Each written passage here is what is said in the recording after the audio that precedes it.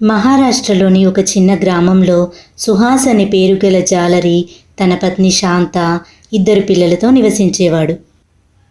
సుహాస్ రోజూ చేపలు పట్టడానికి వెళ్తే శాంత ఇంటిని చూసుకునేది. వారి సంసారం చక్కగా సాగుతోంది.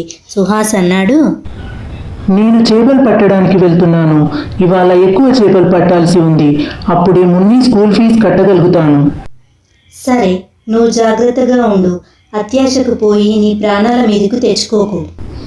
ఆ నువ్వు కంగారు పడకు, నేను వచ్చేస్తాలే. సుహాస్ చేపలు పట్టడానికి వెళ్ళిపోయాడు. ఎక్కువ చేపలు పట్టాలనే ఆశతో సుహాస్ తన బోట్ తీసుకొని సముద్రం నడిఒడ్డుకు చేరుకున్నాడు. ఒరే బాబు, అక్కడికి వెళ్ళకు. అక్కడ రాణి చేప తన పిల్లలతో నివసిస్తోంది. తన పిల్లలకు ఆపద వస్తే తను దాడి చేస్తుంది. నీ ప్రాణాలు ప్రమాదంలో పడొచ్చు. నాకు నా ఇంటిని నడపడానికి ఇప్పుడు ఎక్కువ డబ్బులు అవసరం ఉంది. రాణి చేప తన పిల్లల కడుపు నింపాలి. నువ్వు బెంగ పెట్టుకోకు, నాకు ఏమీ కాదు. సుహాస్ ఆ జాలరి మాటలు ఒక్కటి కూడా చెవిన పెట్టలేదు. సముద్రం మధ్యలోకి వెళ్ళిపోయాడు. అలా సుహాస్ వల విసరగానే ఆ వలలో రాణి చేప ఒక పిల్ల పడింది. అది చూసి రాణి చేప అతడిపై దాడి చేసింది. అలా సుహాస్ బాగా గాయపడ్డాడు. అది చూసి తోటి జాలర్లు తన ఇంటికి తీసుకుని వెళ్ళారు. తన భర్తకి గాయాలవ్వడం చూసి శాంత వెక్కి వెక్కి ఏడవసాగింది. ఓరి దేవుడా, ఇలా జరిగిందేంటి? ఇప్పుడు నేనేం చేయను? నేను చెప్పా డబ్బుల గురించి, అత్యాశ మంచిది కాదని. డాక్టర్ అన్నాడు, గాయం లోతైనది. ఈయన చికిత్సకి చాలా ఖర్చు అవుతుంది.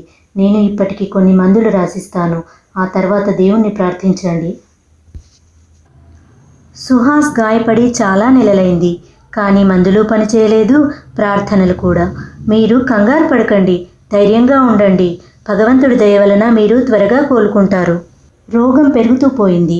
ఇక ఇంటి పరిస్థితి పాడైపోతుంది. ఇప్పుడు ఆమె ముందు 2 సవాళ్లున్నాయి. ఒకటి ఇల్లు గడపడం, రెండోది భర్తకు చికిత్స చేయించడం. ఆమె నిర్ణయించుకుంది ఇప్పుడు తానే సంపాదించాలని, ఇంటి ఖర్చు చూసుకోవాలని, భర్తకు చికిత్స చేయించాలని. శాంత కంసాలి వద్దకు వెళ్ళి తన నగలు కుదువపెట్టి కొంత డబ్బు అప్పుగా తీసుకుంది. తర్వాత చేపలు కొని గ్రామంలో అమ్మటం మొదలుపెట్టింది. రోజు పొద్దున్నే వంట చేయడం, ఇంకా భర్తకు మందు తాగించడం, బజారుకెళ్ళి చేపలు కొనడం, వాటిని అమ్మడం. ఆమెకు ఇదంతా సులువైన పనేం కాదు. కానీ ధైర్యం వదల్లేదు. శాంత అంది, ఓ మేడం గారు, ఇక్కడికి రండి. తాజా చేపలు తీసుకెళ్ళండి. ఈ చేప ఖరీదెంత? ఎక్కువేం కాదు, 100 అవుతుంది. చేప చాలా బరువైంది అంది.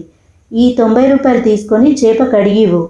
సరే అమ్మా, ఇప్పుడే ఇస్తాను అంది. ఆమె చాలా రోజులు చేపలు అమ్మి డబ్బు కూడబెట్టింది. మనసులో అనుకుంది, ఇంకొంచెం డబ్బు సమకూరితే మంచి చికిత్స చేపిస్తాను. తర్వాత రోజు శాంత చేపలు తేవడానికి సముద్ర తీరానికి వెళ్ళింది.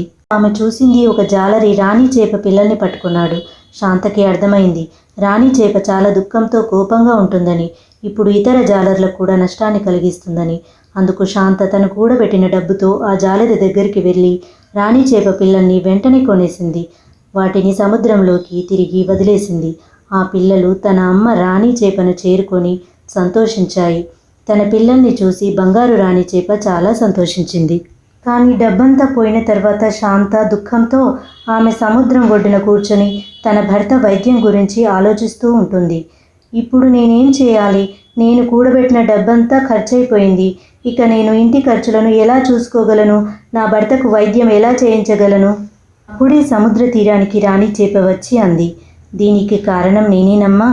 నీ భర్తని గాయపరిచాను, అయినా కూడా నీవు నా పిల్లల ప్రాణాలు కాపాడావు. నీవు చాలా దయగలదానివి, ఇంకా నిజాయితీ గలదానివి. అందుకే నీకు ఎప్పుడూ చెడు జరగదు అంది.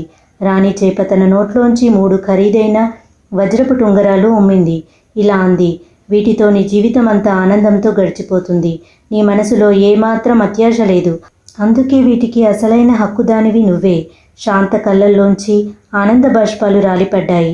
ఆ రాణి చేప అక్కడి నుంచి వెళ్ళిపోయింది. శాంత ఇంటికి చేరుకుంది.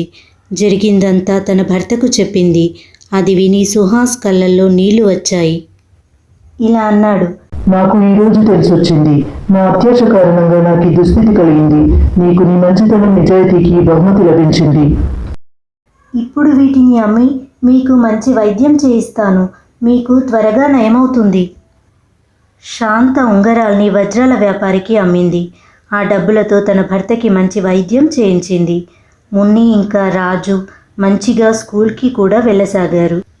ఆ తర్వాత సుహాస్ తన కుటుంబంతో కలిసి సముద్ర తీరానికి వెళ్ళాడు. అతను రాణి చేపని తన తప్పుని క్షమించమని అడిగాడు. రాణి చేపకు ధన్యవాదాలు కూడా చెప్పాడు.